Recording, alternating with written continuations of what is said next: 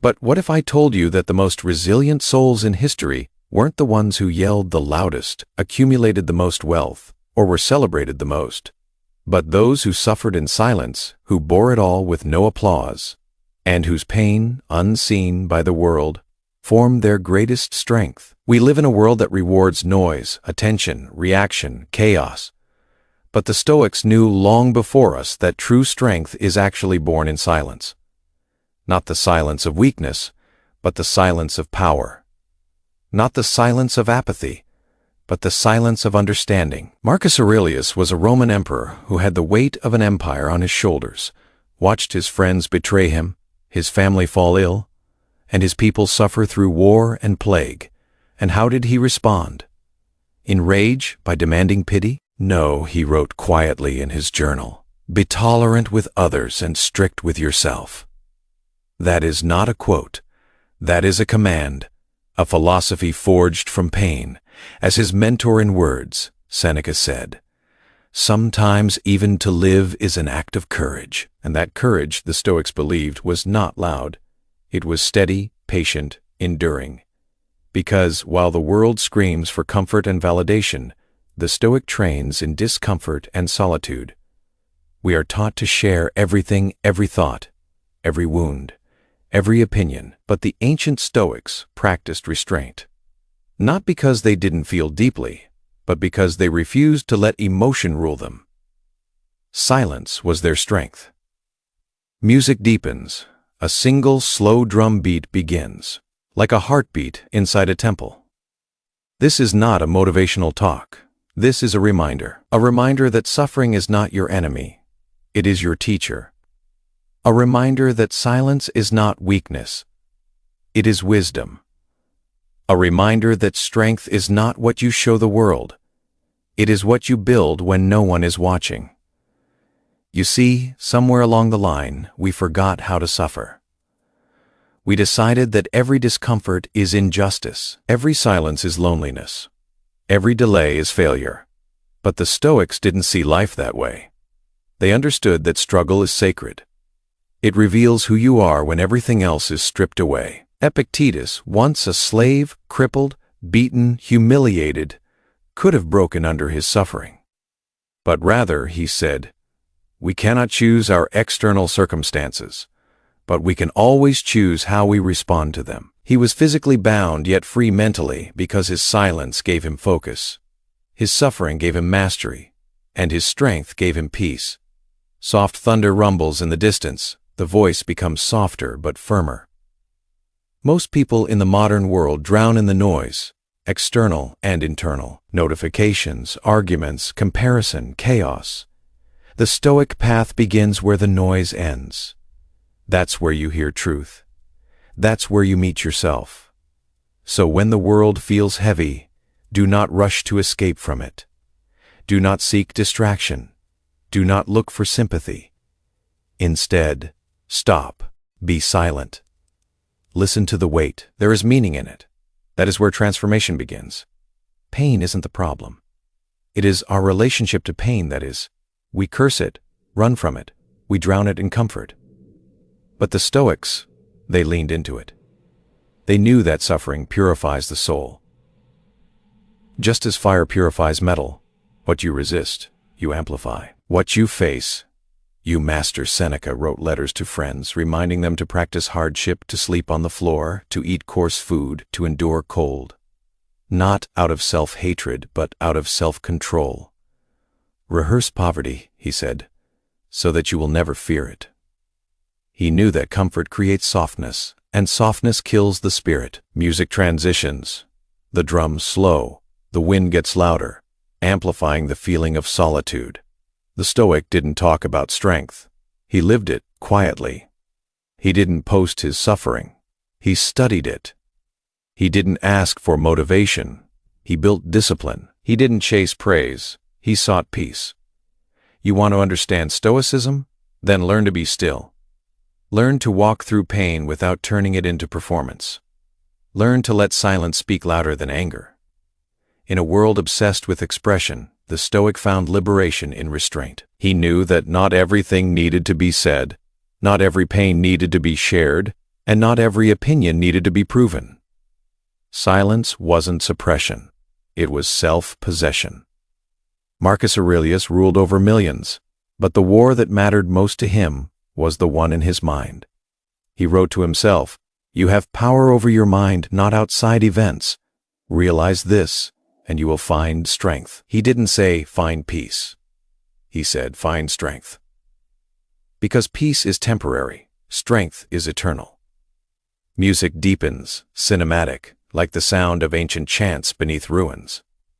You want to know why you feel weak? Because you've been trained to avoid the fire instead of walking through it. Because you've been told that comfort is the goal. But the Stoics knew comfort was the cage. The modern mind breaks because it has never been tested. The Stoic mind thrives because it tests itself daily. When life hurts, the untrained scream, the Stoic breathes. Where people betray, the untrained person curses. The Stoic forgives and moves on when everything falls apart. The untrained panics. The Stoic plans. Suffering doesn't make you special, it makes you aware. And awareness is the first step toward control. Music softens. The sound of rain starts, light yet steady. The Stoic didn't wait for the storms to pass. He learned to walk through them. He welcomed pain as a friend, silence as an instructor, and strength as the reward of both. That is the forgotten Stoic secret. You don't find strength through ease, you earn it through endurance. And that is why this message isn't for everybody. It is meant for those who have been broken, those who have been betrayed, overlooked, and underestimated. Those who have suffered in silence and wondered if somebody somewhere noticed. The Stoics would tell you they didn't need to, because every scar's proof that you've been in battle, and yet you are still standing. Music swells, strings rise softly, carrying both sorrow and power. You don't have to scream for your strength to be proved. You don't need to explain your pain for some to understand you. You don't need anybody's validation of your struggle. You need to train in silence, suffer through, and rise stronger. It is because the louder the world gets, the more powerful your silence becomes. Music fades, replaced by deep breathing, then stillness. This is just the beginning. Silence, suffering, strength. The forgotten Stoic secrets that built unbreakable souls. Silence, suffering, strength. The three invisible pillars of Stoicism. Not written on scrolls or chiseled into stone, but lived through storms and betrayals and wars that most of the world never saw. The modern mind has forgotten this because it mistakes noise for power. It thinks that expression is strength. But the Stoics knew that silence wasn't weakness. It was a form of training. The real work got done in the silence. Marcus Aurelius wrote entire books that no one was ever supposed to read. They weren't for the world, they were for him, a ruler of an empire. But he kept a journal like a student, speaking to himself with brutal honesty, not performance, reflection. No audience, just truth. We have replaced that silence with scrolling, distraction, and endless talking. We say we want clarity, but we fill every quiet moment with noise. Music, chatter, notifications, validation. We don't think anymore, we react. But the Stoic, he stepped away, not because he didn't care, but because he cared too deeply to waste his mind on nonsense. Epictetus said, "If you want to improve, be content to be thought foolish and stupid." That's the cost of silence in a noisy world. People will misunderstand it. They'll call you cold, distant, arrogant. But silence is not arrogance. It's awareness. It's the refusal to trade peace for participation in chaos. Music builds slowly. A haunting string melody enters. Imagine this. You wake up tomorrow and decide not to respond to noise, not to argue, not to prove, not to defend. Just observe. You'd start to see how much of your life has been consumed by reaction, reacting to others' moods, reacting to headlines, reacting to small slights that don't matter. The Stoic learns to separate the impulse from the action. He doesn't silence the world, he silences his mind within it, and it is in that silence that suffering starts to have a voice. Because when the noise dies, The pain can be heard, and it is uncomfortable, brutally so. That is why people avoid silence. They fear what will rise from within, the unhealed memory, the regret, the truth.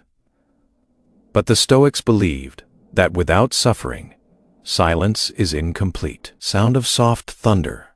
The narrator's tone drops lower suffering, the second pillar.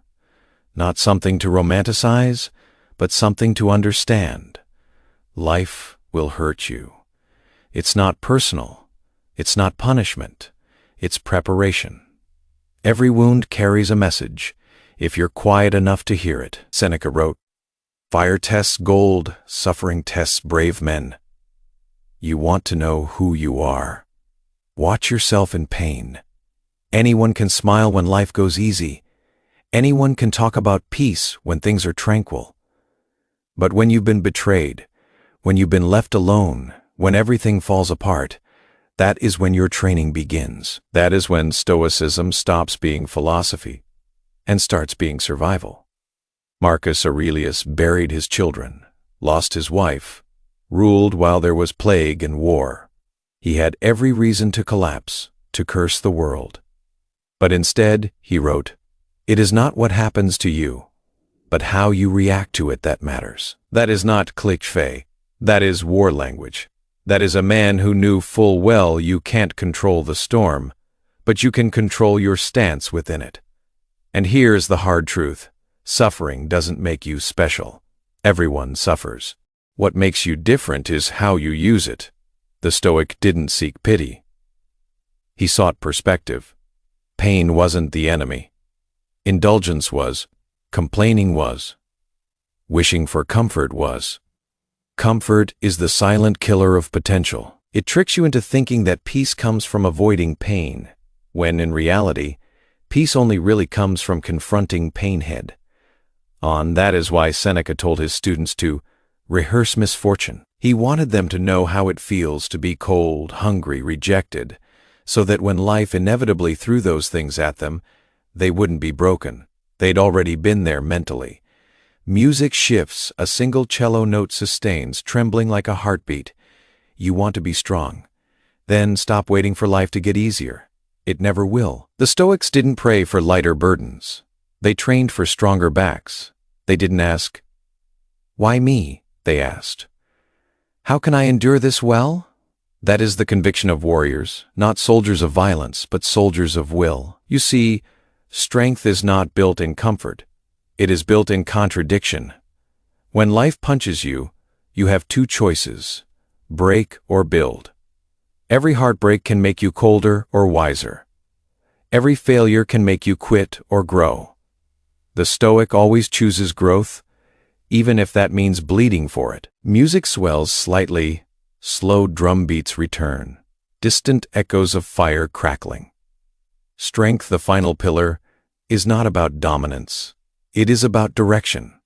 It isn't about how loud you roar, but how long you can walk through the storm without losing your footing. And strength isn't something you show.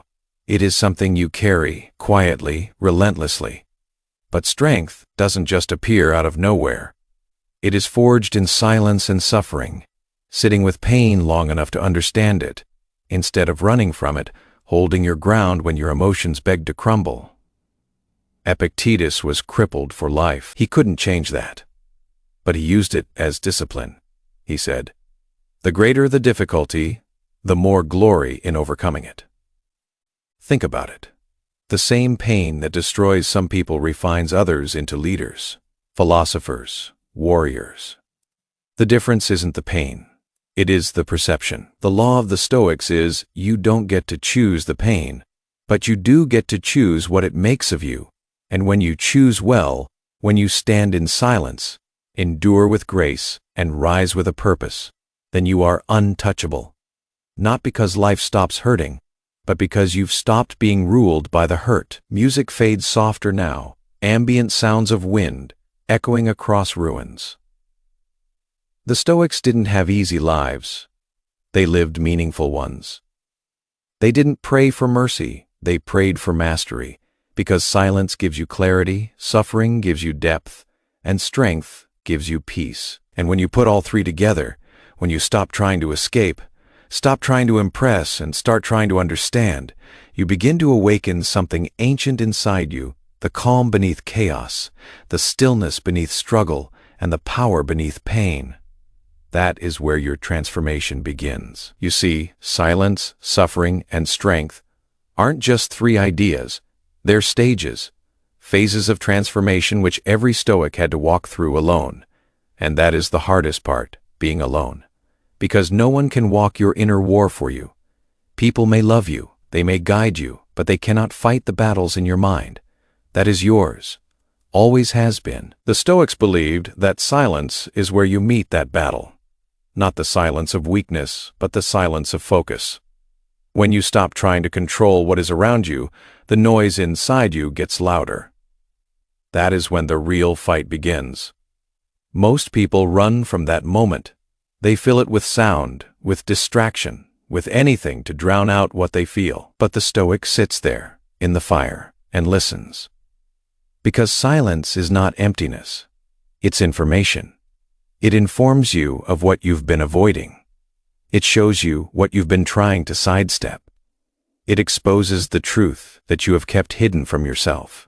And it is not the silence that breaks you. It is the silence that introduces you to yourself. Seneca wrote, "If you would be at peace, prepare for the storm." He didn't mean the world storms.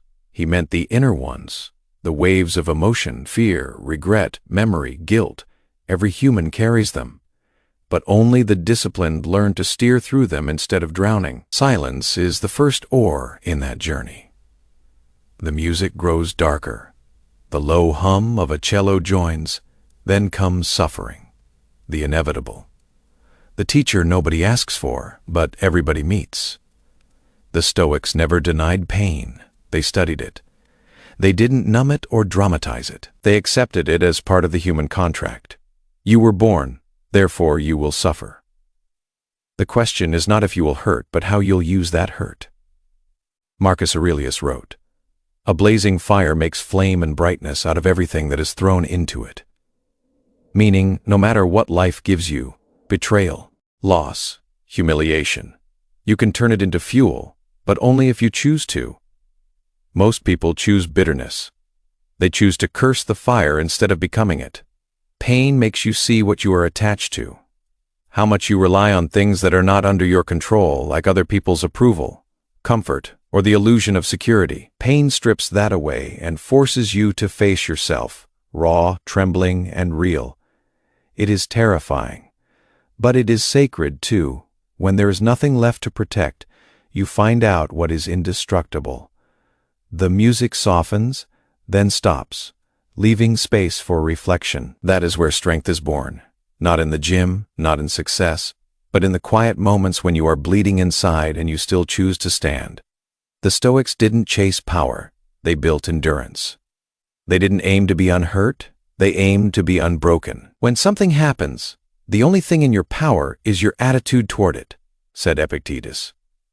That is all control ever means. Not control over outcomes, but over your interpretation. You can't stop the loss, but you can choose not to lose yourself to it. You can't stop people from betraying you, but you can choose not to become like them. That is Stoicism. Not coldness, not suppression, but deliberate choice under pressure. A warrior's calm in the middle of battle, a steady hand when everything shakes. The music shifts, more intense, the sound of wind over distant thunder. But what no one tells you is how the Stoic silence hurts, how suffocating the suffering seems endless, how the strength takes years to build. Some nights, even the most quiet mind feels like it will break. The Stoics knew this too. They weren't gods, they were human. They struggled and cried and doubted, but they didn't let those moments define them. They saw weakness not as failure, but as an opportunity to train. That is the forgotten Stoic secret. Your weakness is not proof that you are failing. It is the signal that you are growing. It is because every time you sit in pain and don't react, you build control. Every time you want to give up and don't, you are building discipline. Every time you are feeling empty and still choose to do what is right, "You are becoming something unstoppable," Seneca said. The bravest sight in the world is to see a great man struggling with adversity. But what he didn't write is this: the bravest sight is also the man no one sees, the one who fights quietly, who endures without applause, who rebuilds himself from the ashes with no witnesses but his own reflection. That is the real Stoic invisible strength in a world addicted to attention. Music fades to a soft hum, quiet, meditative, full of weight. So when life feels unbearable, do not rush to speak. Do not rush to post. Do not rush to escape. Sit in the silence. Study the suffering. Let it shape you, not shatter you. For this is what the Stoics knew: pain ends, but the wisdom it leaves behind never does. Music builds again. Low brass joins in, evoking endurance and resolve. And in that moment, when the silence and the suffering finally meet, something powerful happens. You stop fearing the next hit. You stop worrying about the next storm. You realize you can lose everything and still remain whole, because your strength is not built on what you have, it is built on what you've survived. That is the transformation. That is the unseen evolution the Stoics lived for.